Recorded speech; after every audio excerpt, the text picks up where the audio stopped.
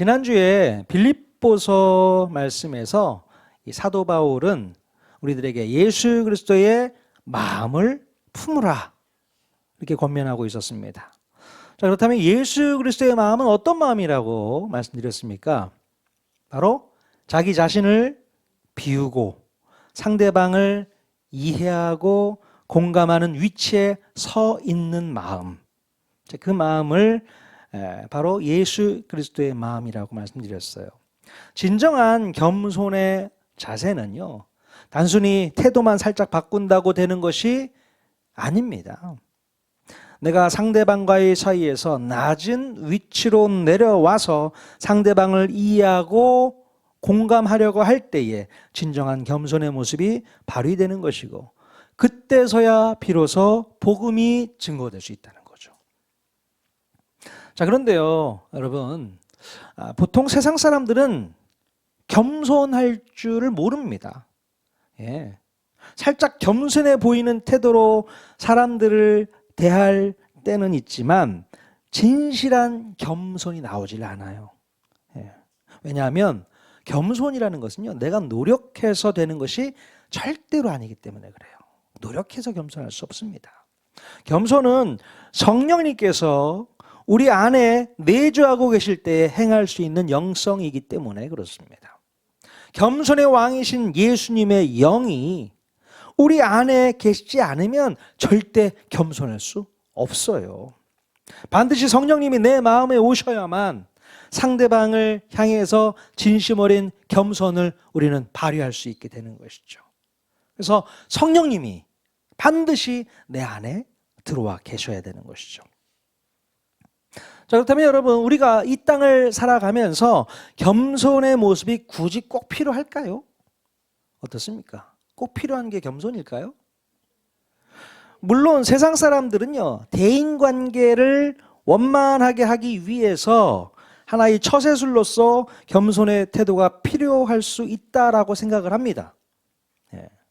서비스업에 종사하시는 분들이라든가 개인 사업을 하시는 분들은 고객을 상대해야 하기 때문에 겸손의 태도가 반드시 필요하죠. 어떻게 해서든 고객의 마음을 얻어서 내가 원하는 만큼의 수익과 성과를 내야 하기 때문에 하기 싫어도 억지로 참고 인내하며 겸손한 태도를 유지하려고 하는 것입니다.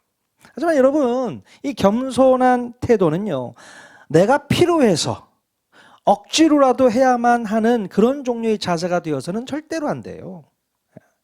억지로라도 해야 하기 때문에 하는 자세는 이미 겸손이 아닌 겁니다.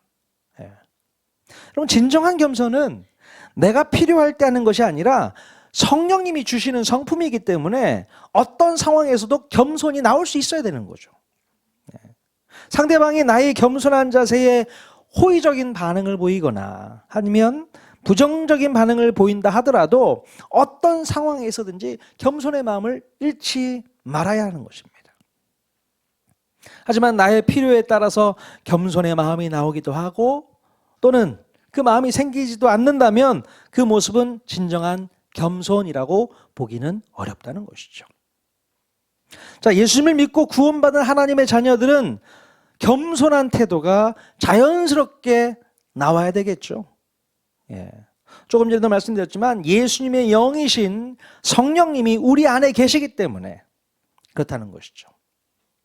자, 그런데 만약에 우리 그리스도인들의 모습 가운데 겸손한 모습이 드러나지 않는다면 뭐가 문제일까요?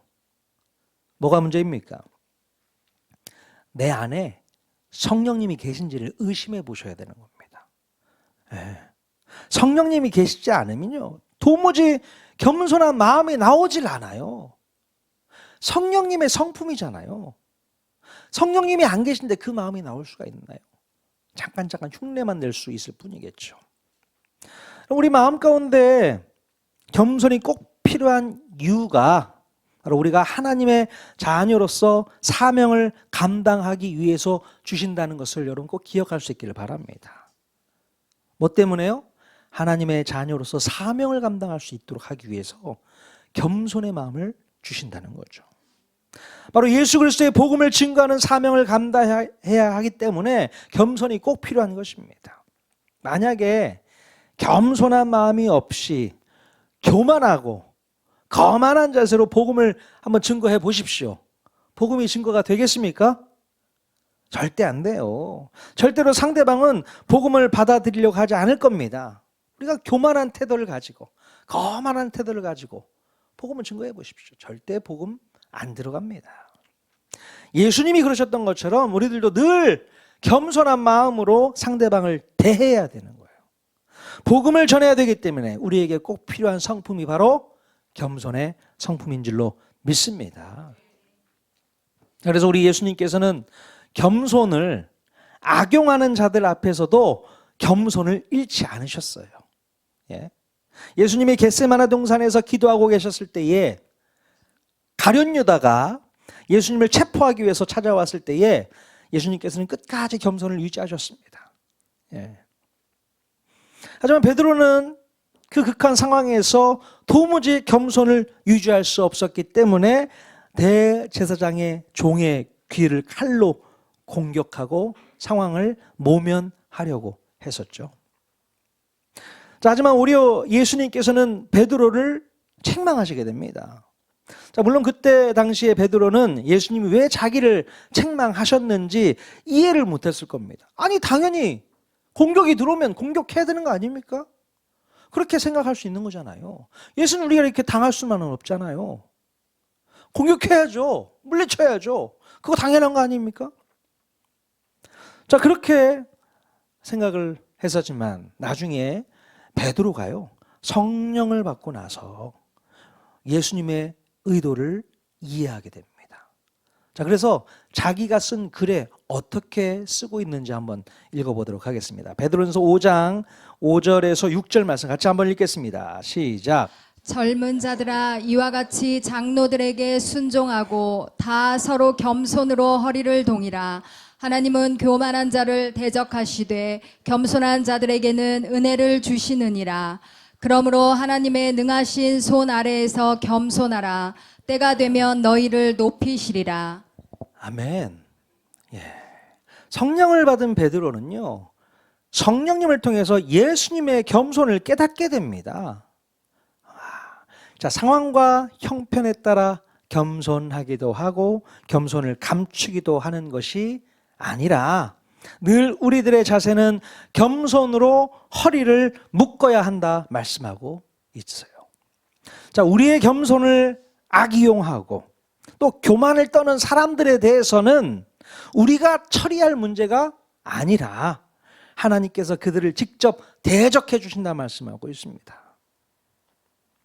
자, 그러므로 하나님의 능하신 손 아래에서 겸손하라 권면하고 있는 것이죠.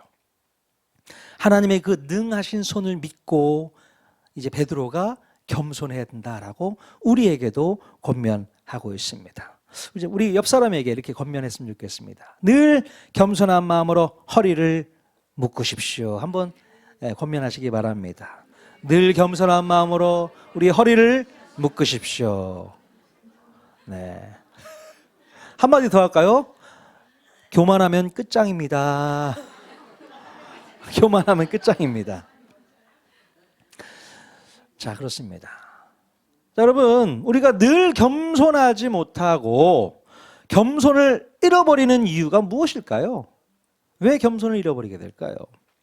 아마도 우리 앞에서 교만을 떨고 있는 사람들의 꼴불견이 너무 보기 싫으니 그들을 대적이라도 해야 할 것 같아서 겸손을 잃어버리게 되는 것이 아닐까 싶기도 합니다. 예. 교만한 사람들 앞에서는 진심으로 겸손하기가 어렵습니다. 예? 차라리 똑같은 교만으로 맞받아치고 싶은 욕구가 치솟게 되잖아요. 아이, 저 봐라, 저 봐라. 교만한 저 말, 저 행동. 나도 너처럼 똑같이 대받아 줄게. 이러면서 대적하지 않습니까? 그게 맞는 거라고 생각하는 거예요. 근데 절대 그러면 안 된다라고 얘기하고 있는 것입니다. 그러지 마라. 여러분, 우리가 기억해야 할 법칙이 하나 있습니다. 바로 우리들은 하나님의 능하신 손 아래에 있음을 꼭 기억해야 됩니다. 하나님의 손 아래에 있다고요. 우리 하나님께서는 모든 것을 하실 수 있는 전능하신 분이심을 믿으십니까?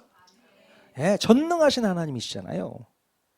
자, 그렇다면 우리들은 그분의 능하신 손 아래에서 나대지 말고 겸손해야 됩니다. 나대지 말고 겸손해야 됩니다. 우리가 하나님의 일하심에 참견해서도 안 되고 훈수를 두어서도 안 되는 거예요. 예.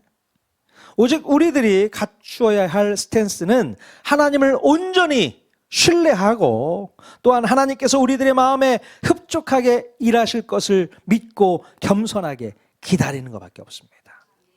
예. 그게 정말 필요해요. 그 믿음이 있어야 됩니다. 하나님께서 일하실 거야. 하나님의 능하신 손 아래 우리 모두가 다 있기 때문에 하나님께서 다 갚아주실 거야. 그러니 우리는 겸손하게 뭐 하면 된다? 기다리면 된다. 기다리십시오. 여러분, 이렇게 하나님의 일하심을 온전히 믿고 겸손하게 기다리는 것이 오늘 우리가 추구해야 할 가장 중요한 지혜라고 저는 생각을 합니다. 드디어 지혜가 나왔어요. 목사님, 오늘 설교 제목이 지혜라고 했는데 계속 겸손 얘기만 하고 있네. 여기서 지혜가 나옵니다. 예, 하나님의 일하심을 온전히 믿고 겸손하게 기다리는 것이 우리가 추구해야 될 가장 중요한 지혜인 것이다.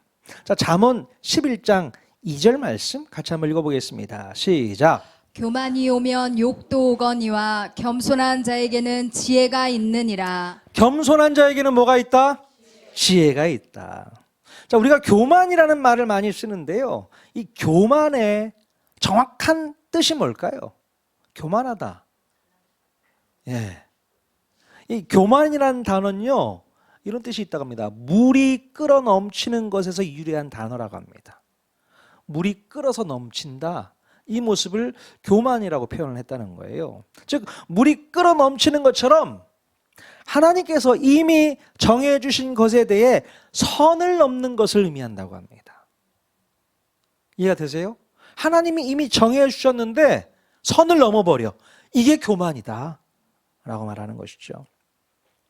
자, 이렇게 교만한 사람은 늘 하나님보다 앞서가려고 하는 경향이 있습니다. 자, 주님의 뜻을 또 주님의 계획을 기다리지 못하고 자신의 뜻과 계획대로 인생을 살려고 하다 보니까 늘 실패도 찾아오고 절망과 또 좌절이 찾아오게 됩니다. 그러니까 뭐 하나 제대로 되는 일이 없고 문제만 만들게 되는 것이죠. 자, 그러나 겸손한 사람은요, 어떻습니까? 내 뜻과 내 주장과 내 판단을 앞세우지 않습니다. 절대로 앞세워 나가지 않습니다. 바로 주님의 인도하심을 끝까지 기다리기 때문에 결코 선을 넘지 않는다는 거죠. 선을 넘지 않습니다. 주님의 능하신 손 아래에서 겸손히 기다리는 법을 알기에 우리는 늘 승리할 수 있게 될 줄로 믿습니다. 그래서 겸손한 자에게는 지혜가 있다고 성경이 말하고 있는 거예요. 한마디로 지혜로운 사람은 선을 넘지 않는 겸손의 자세를 갖추고 있다는 것입니다. 이게 지혜로운 사람인 거죠. 자, 그렇다면 여기서 우리는 진짜 지혜가 무엇인지를 알아야 합니다. 자, 여러분은 무엇이 지혜라고 생각하십니까? 보통 세상 사람들은 무엇을 지혜라고 생각하냐면요, 내가 원하는 대로, 내가 뜻하는 대로 또 모든 문제를 술술 해결해 나가는 재치 있는 나의 모습을 지혜라고 생각을 합니다. 하지만 여러분, 인간이 원하는 것과 욕심내는 것은 항상 옳고 바를까요? 우리가 욕심내는 것은 옳은 게 거의 없어요. 바른 게 없습니다. 물론 항상 옳고 바르지 않은 것을 잘 알고 있지만 내 욕심을 마음껏 채울 수 있는 방법이라면 그 방법은 누가 뭐라고 해도 본인 스스로에게는 지혜일 거라고 생각하는 겁니다. 이게 잘못된 것인 줄 알아. 나쁜 건 줄 알아. 하지만 그걸 통해서 내가 얻고 싶은 것을 얻었다면 참 지혜롭다라고 본인 스스로를 칭찬하는 거예요. 이게 인간의 모습인 것입니다. 그러면 여러분, 그것은 지혜가 아닙니다. 지혜가 아니고 잔머리예요. 잔꾀입니다. 그 정도밖에 되지 않는다는 거예요. 어떤 때에는 본인의 잔꾀에 감탄하기도 하고 놀라기도 합니다. 야, 내가 이런 꾀가 있었네. 참 지혜롭네. 머리 참 좋다. 이렇게 생각을 할 때가 있습니다. 그러나 어떤 때에는 본인의 그 잔꾀에 봉변을 당하거나 손해를 입게 되기도 합니다. 야, 제가 좀 가끔 그런 적이 있어요. 잔꾀를 부리다가 운전을 하고 갈 때에 빨리 목적지에 도착을 해야 되는데 차가 너무 많이 막히는 거예요. 그래서 잔꾀를 부렸죠. 아, 어디로 이렇게 골목으로 가면 좀 더 빨리 갈 수 있겠구나 해서 이렇게 골목으로 이렇게 갔어요. 웬걸요. 더 막혀. 더 늦게 도착하는 그런 일이 간혹 있었습니다. 잔꾀 부리다가 망했어요. 그냥 가던 대로 갔어야 되는데. 물론 운 좋게 내가 잔꾀 부린 것이 나에게 이득을 줄 때도 있습니다. 근데 그게 거기에 너무 길들여 있으면 안 된다는 거를 경험하게 되죠. 뭐 또 예를 들어서 그런 것도 있지 않습니까? 머리가 비상하게 돌아가는 사람은요, 법망을 피해가면서 나라를 상대로 이득을 챙기다가도 결국 자신의 잔머리에 신세를 망치는 사람이 얼마나 많이 있는지 모르겠습니다. 예? 여러분, 이렇게 세상 사람들이 말하는 지혜는 어쩌면 자기에게 늘 이득을 가져다 주고 손해를 보지 않기 위해서 잔꾀 부리는 것을 지혜라고 생각할지 모릅니다. 하지만 하나님을 믿는 우리 그리스도인들은 그런 잔꾀를 지혜라고 부르지 않습니다. 그냥 잔머리인 거예요. 자, 그러면 우리 그리스도인들에게 있어서 참 지혜는 무엇일까? 뭐가 참 지혜일까? 자, 시편 111편 10절 말씀 같이 한번 읽어보겠습니다. 시작. 여호와를 경외함이 지혜의 근본이라. 그의 계명을 지키는 자는 다 훌륭한 지각을 가진 자이니 여호와를 찬양함이 영원히 계속되리로다. 네, 시편 기자는요, 여호와를 경외함이 지혜의 근본이라고 했습니다. 성경은요, 보통 세상 사람들이 생각하는 지혜의 개념과는 전혀 다른 개념을 설명하고 있습니다.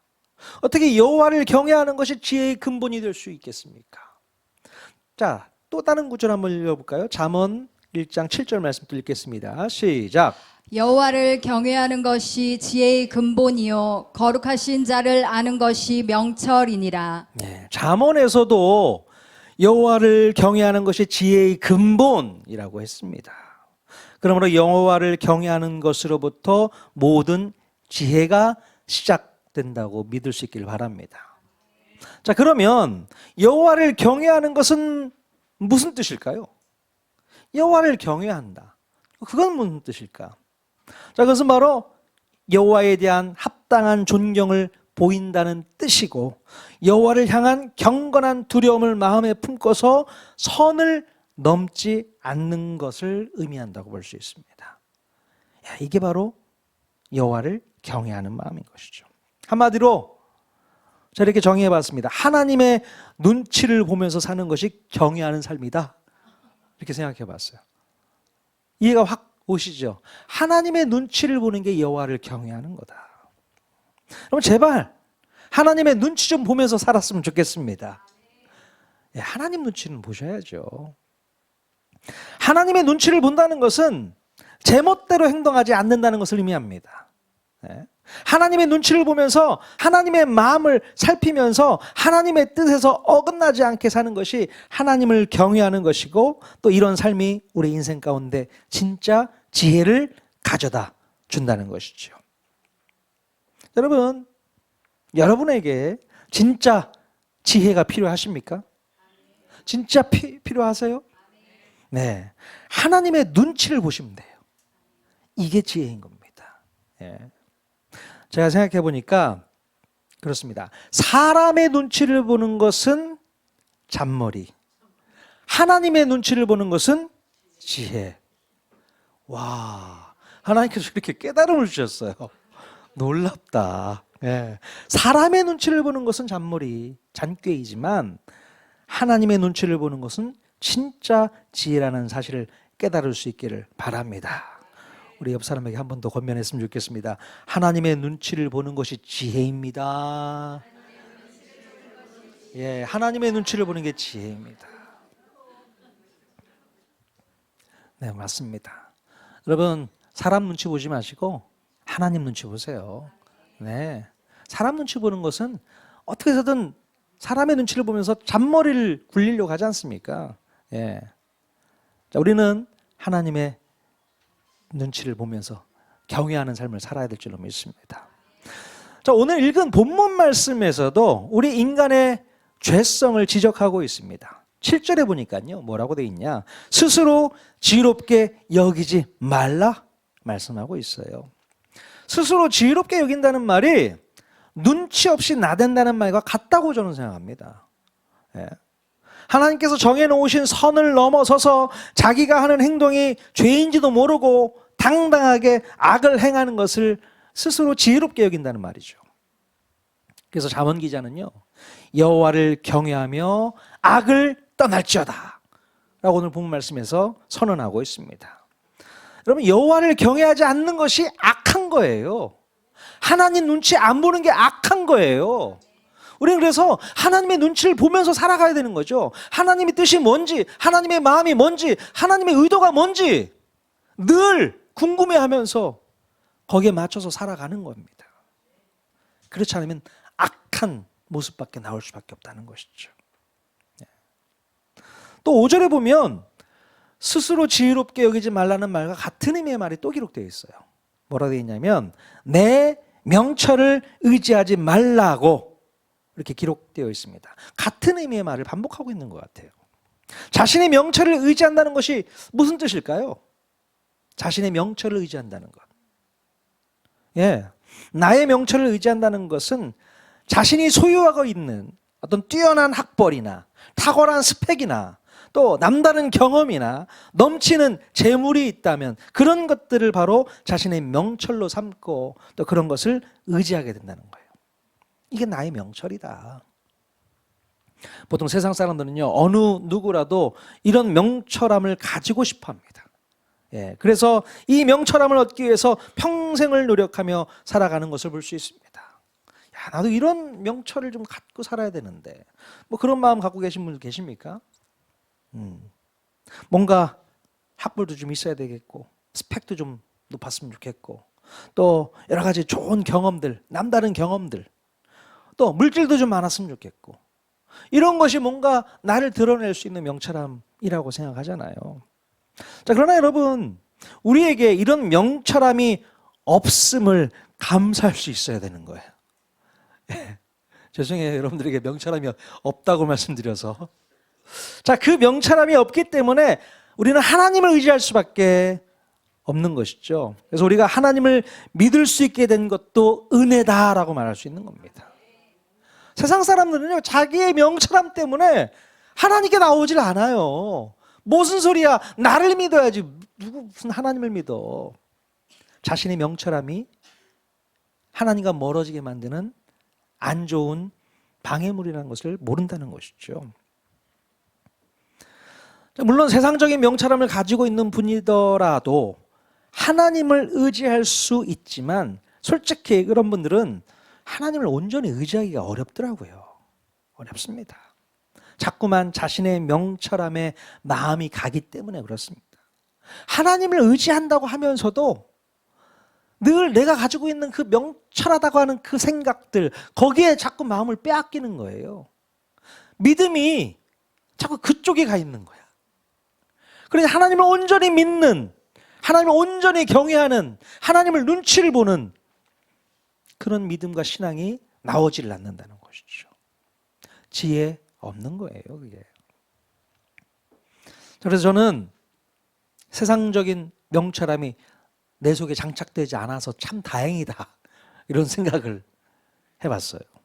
늘 부족하고 늘 연약하고 믿을 구석이라고는 전혀 없는 저의 형편이 세상 사람들 눈에 보기에는 참 불쌍해 보일 수 있을지 모르겠지만 오히려 제 자신은 주님 한 분만을 신뢰할 수밖에 없기 때문에 이것저것 눈치 볼 필요 없이 하나님께 집중하면 되기 때문에 마음이 편한 거예요.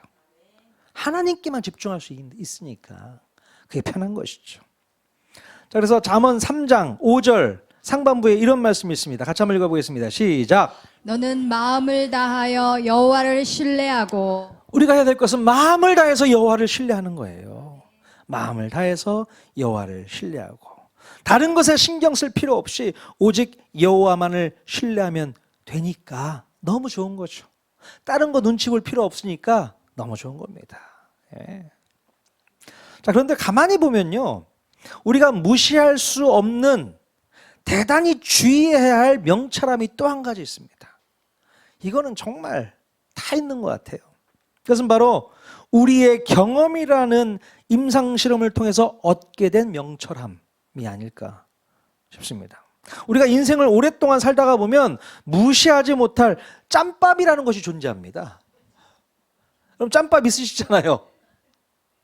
자, 우리의 행동 기반이 하나님의 말씀에 근거한 행동이었다면 별 문제가 되지는 않지만 어떤 세상적인 풍조나 또 전통적인 습관이나 개인적인 버릇이 만들어낸 이 삶의 노하우라는 게 있잖아요. 삶의 노하우. 그 삶의 노하우가 나만의 고집이 되고 또 경험에서 근거한 이 소힘줄 같은 똥꼬집은요, 우리를 꼰대라고 놀림을 받게 충분하다는 것을 아셔야 돼요. 이게 문제거든요. 나 때는 말이야 하면서 얘기를 꺼낼 때가 있잖아요. 저도 가만 제 말하는 걸 들어보면 애들한테 그 얘기를 하더라고요. 야, 나 때는 말이야 이러면서. 이게 정말 무서운 겁니다. 우리 통하는 교회 성도님들은 너무 과거에 매이지 않았으면 좋겠습니다. 자신의 경험이 무조건 옳다고 주장하지도 않았으면 좋겠어요. 예. 내 뜻이 받아들여지지 않아도 하나님의 다른 뜻이 있겠거니 생각해보면 어떨까 싶습니다. 꼭 내 주장이 맞는 건 아니잖아요. 내 경험이 맞는 건 아닙니다.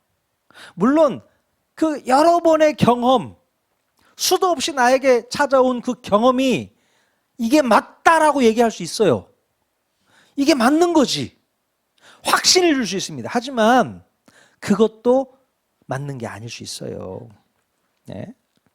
자신이 가지고 있는 명철을 너무 과하게 주장하게 되면 여러분 주변 사람이 다 도망갑니다.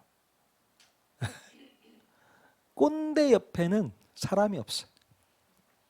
자기 주장만 하고 자기 소리만 맞다고 얘기를 하고 그럼 누가 옆에 있겠습니까? 그러니까 옆 사람의 의견도 들어볼 줄 알아야 돼요. 그리고 그 말이 틀린 것 같아도 그냥 인정해주면 어떨까요? 그래, 그럴 수도 있겠다. 그럴 수도 있겠다. 근데 나중에 보면 또 그 말이 맞는 때도 있단 말이에요. 여러분 실수하지 마십시오. 무조건 틀렸다고 얘기하시면 안 됩니다. 내가 틀렸다고 왜 생각을 못하는 거죠? 나는 분명히 안 한 것 같은데 했던 일도 있고 또 반대적인 경우도 있고 우리를 믿지 말라고 지난번에 말씀드렸잖아요. 자기 자신을 믿으면 안 돼요.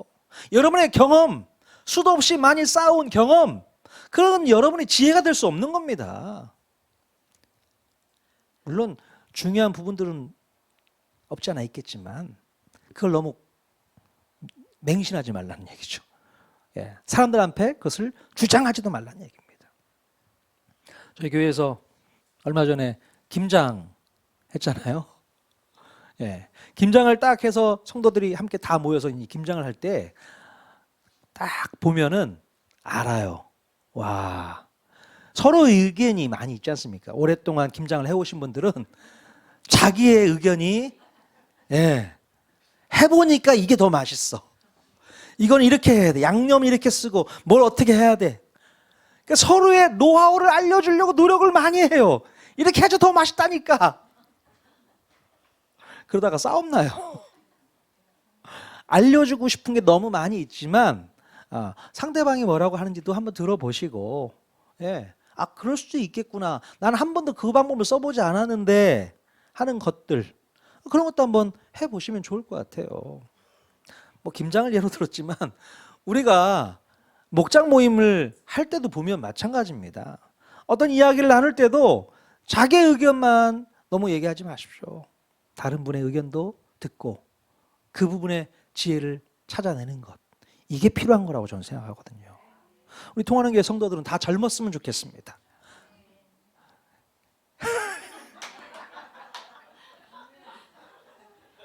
이게 무슨 말이냐면 예, 꼰대 같은 짓을 하지 말자. 먼저 목사부터. 목사들이요, 아주 꼰대 같은 목사들이 많습니다. 정말 지가 다 맞는 줄 알아. 아주 지만 다 맞아. 제가 아내랑 싸우는 이유가 바로 그 지점이거든요. 그거 갖고 싸울 때가 많아요. 죄송해요. 다음부터는 그냥 당신 말도 들을게요. 아, 진짜. 왜냐하면 확신이 있어서 그런 거거든요. 내 말이 맞다니까. 내 말 좀 들어. 근데 그거 안 좋아요. 싸움만 납니다. 물론 내 말이 맞다 치더라도 당신의 말을 먼저 해보는 거야. 그 사람의 말을 먼저 듣고 인정해주고 수용해주고, 그게 안 됐을 때 내 말도 한번 들어보면 어떨까 하면서 꺼내면 칭찬받는 겁니다. 근데 무조건 상대방의 말을 무시하고 내게 맞다, 이게 진리다, 이게 지혜다 쏟아부으면 어떻게 된다고요? 주변에 사람이 없다고요. 외로워집니다. 외로워져요. 그러지 마십시오. 자, 우리가 이렇게 마음을 다하여 여호와를 신뢰하고 범사에 그분을 인정하게 되면 하나님께서는 우리에게 어떤 복을 주신다고 약속을 하고 있습니다. 잠언 3장 6절 말씀 같이 한번 읽어보겠습니다. 시작. 너는 범사의 그를 인정하라. 그리하면 내 길을 지도하시리라. 네. 범사에 여호와를 신뢰하고 또 그분의 계획과 섭리와 역사를 마음으로 믿고 인정하면 우리의 길을 지도해 주신다 약속하고 있습니다. 예. 여러분, 이것처럼 든든한 말씀이 어디 있습니까? 예? 조금 전에 말씀드렸지만 아무리 자신의 경험 명철이 100% 옳은 것 같아도 자신의 명철함을 내려놓으면 그때부터 하나님은 일하시게 되는 거예요. 예? 우리의 길을 지도하신다 말씀하고 있습니다. 이것이 진짜 지혜 아니겠습니까?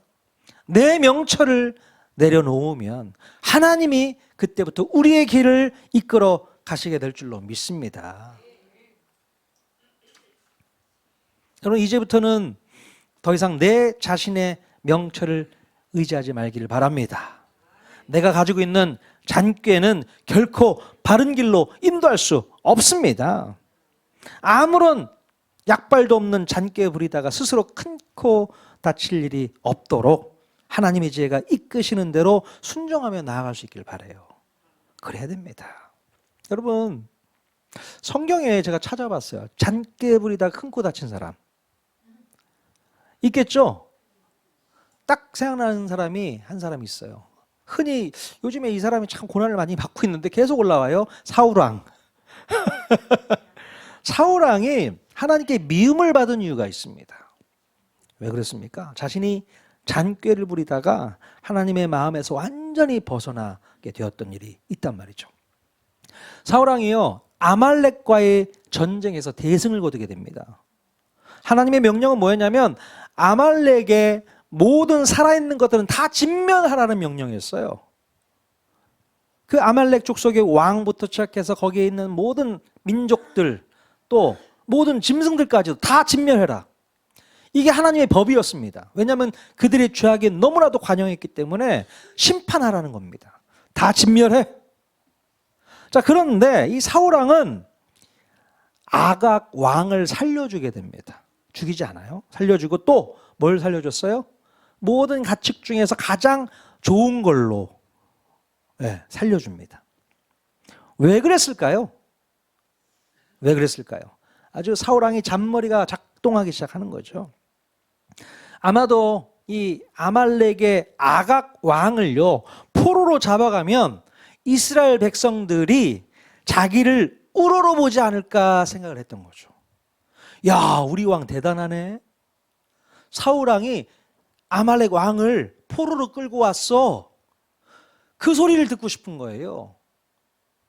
그래서 하나님의 명령도 어기게 된 겁니다. 분명히 짐승들까지 다 잡으라고, 다 죽이라고 했는데도 불구하고 좋은 살진 튼실한 그런 가축들은 다 끌고 왔단 말이죠. 왜요? 야, 사울왕이 전리품을 저렇게 다 가지고 왔네. 우리 왕은 실력 있는 왕이야. 대단한 왕이야. 역시 잘 뽑았어. 이 소리 듣고 싶은 거였거든요. 잔머리예요.